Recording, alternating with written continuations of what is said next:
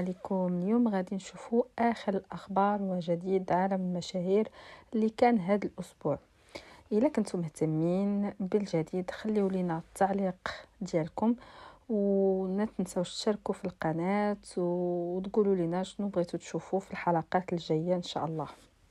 نبداو بالمغنيه جيلان اللي احتفلت بالانيفرسير ديالها مع الزوج ديالها، وكذلك كانوا ضيوف في حلقة رشيد العلالي في رشيد شو، كيف ما تتشوفوا معنا في الصور. هناك أيضا الممثلة جيهان الكداري اللي هي تتخوض تجربة تنشيط جديدة في برنامج اللي سميتو التحدي. هذه هي المرة الثانية في هذا المشوار ديالها الفني اللي تتخوض بحال هذا النوع ديال التجارب، وهذا البرنامج غادي يتعرض قريبا على شاشة القناة الثانية. ويعد هذا البرنامج تجربة جديدة في التلفزيون حيث يقدم مغامرات شيقة وتحديات متنوعة. هناك جديد ريم فكري اللي تعود بفيديو غنائي يجمعها بكرافاتا. نتمنى أنكم سمعتوا الأغنية الجديدة وحبيتوها، كما أنها غنات مؤخرا في موروكو مول.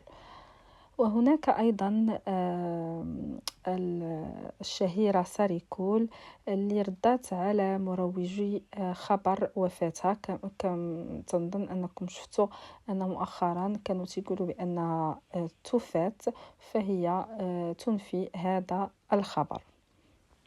هناك الجديد اللي دار بوز كبير في هاد لا سيمين، وهي توبة صوفيا الطالوني الانفلونسوز لا سيليبر، اللي هي اعلنت التوبة ديالها وعودتها إلى حياتها كرجل.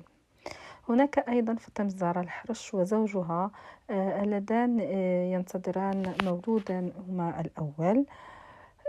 وأخيرا نهيلة باربي المؤثرة المعروفة شاركت مقطع فيديو توثق من خلاله لحظات ولادتها ورفقة زوجها من داخل غرفة العمليات كما ترون في الصور.